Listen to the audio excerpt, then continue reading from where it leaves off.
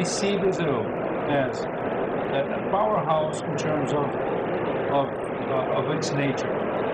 I think Brazil's nature and size gives a chance to imagine that perhaps we are the largest difference, the largest gap between the potential and what's been realized so far in terms of international tourism.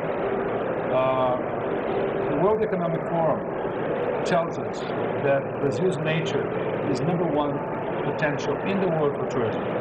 And in terms of culture, for tourism, Brazil is ranked number 8. So we have 1 and 8. And our competitiveness, because of concessions and privatizations of airports the private sector investment in tourism in the last years, have increased the position of Brazil in the ranking of the World Economic Forum in terms of its competitiveness, 20 positions. So what we want to do is to convey this very large pool of possibilities for investment in all different latitudes of Brazil into business.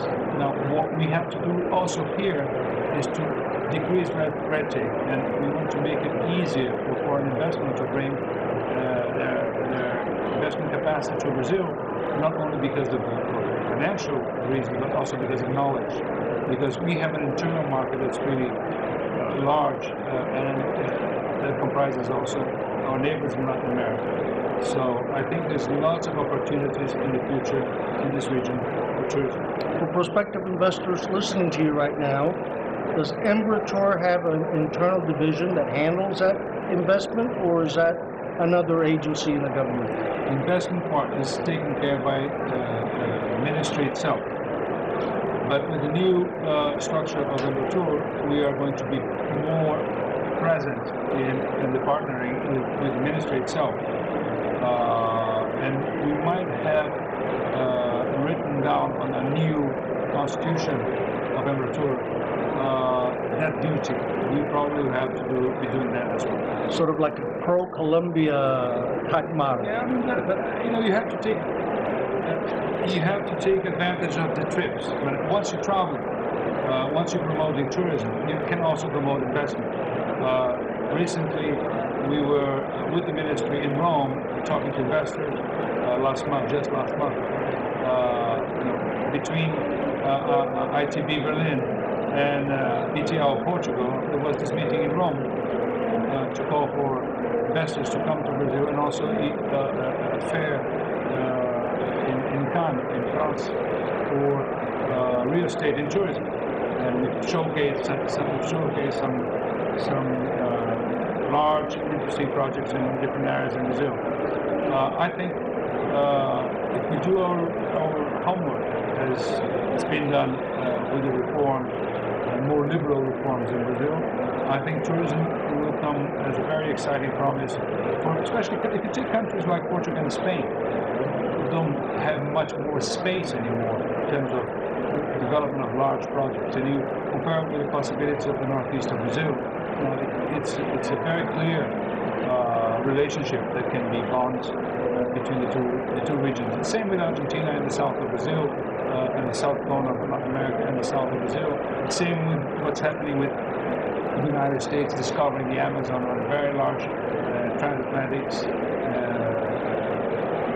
ships, cruises. I think there will be a discovery of Brazil in the next years. We have to take care of safety in our cities better, especially in terms of the feeling and the notion of security. How can you do that? I think we have to do that, and we are doing that in the same way we did during the large events that we've organized. I think we acquired the experience in the World Cup and the Olympics and many previous events, because the Olympics had a preview of Pan American Games, as the World Cup had a preview with the America's Cup, and also the youth Catholic meeting in Rio that brought 3.5 million young people from all over the world. And if you take all these events, Rio +20, military games, they all happened in the span of 9 years. there was not a single issue of security, with the exception of the American swimmer who went to the gas station. I mean, outside that, the adventure in Rio, there was no major event.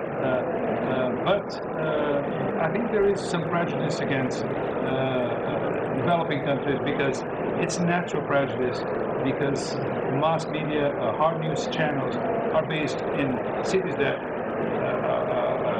haven't, for obvious reasons. I mean, they're located in London or New York, that are a little bit beyond what we are going through in historical terms.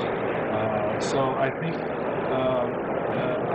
since we don't have the threat of terrorism, I think we are, in that respect, not one step behind. I think we are one step forward.